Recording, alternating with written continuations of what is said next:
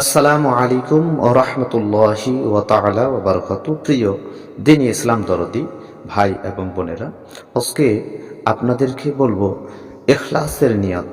ইখলাস অর্থাৎ কোনো কিছু নেক কাজ করতে গিয়ে তার মনটা যেন সেই কাজের মধ্যে থাকে। অর্থাৎ যেমন আমরা নামাজ পড়ি, আমি ৫ কেন ১০ ওয়াক্তের নামাজ যদি পড়ি, নামাজের দিকে সঠিকভাবে আমার ইখলাস নেই, মনোভাব নেই, মন নেই, তাহলে কিন্তু সেটা হবে না।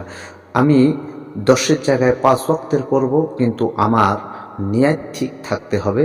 আমার মনের যে একটা চিন্তা চেতনা সেটা সঠিক থাকতে হবে। সেই জন্য কোরআনে বলেছেন, ওয়ামা উমিরু ইল্লা লিয়াবুদুল্লাহা মুখলিসিনা লাহুদ্দিন। এই দোয়াটি যে ব্যক্তি বেশি বেশি করে পাঠ করবে, তার নিয়তটা সঠিক হবে এবং তার ইখলাসটা সঠিক হবে। সে ইবাদত করার যদি ব্যক্তি হয়ে থাকে, তাহলে তার সব সময় মনোভাব থাকবে সে যেন মনোযোগ দিয়ে সঠিকভাবে ইবাদত করতে পারে, এরকম চিন্তা ভাবনা থাকবে। আর এই চিন্তা রেখে যে ব্যক্তি ইবাদত করবে, অবশ্যই আল্লাহ তাআলা তার ইবাদতটাকে কবুল করবে।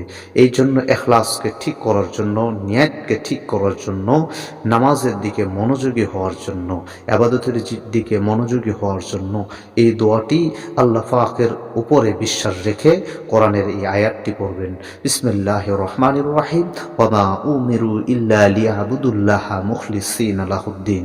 এই দোয়াটি পাঠ করবেন, ইনশাআল্লাহ আল্লাহ পাক আপনার ইখলাসের মধ্যে বরকত দান করবে। আমিন।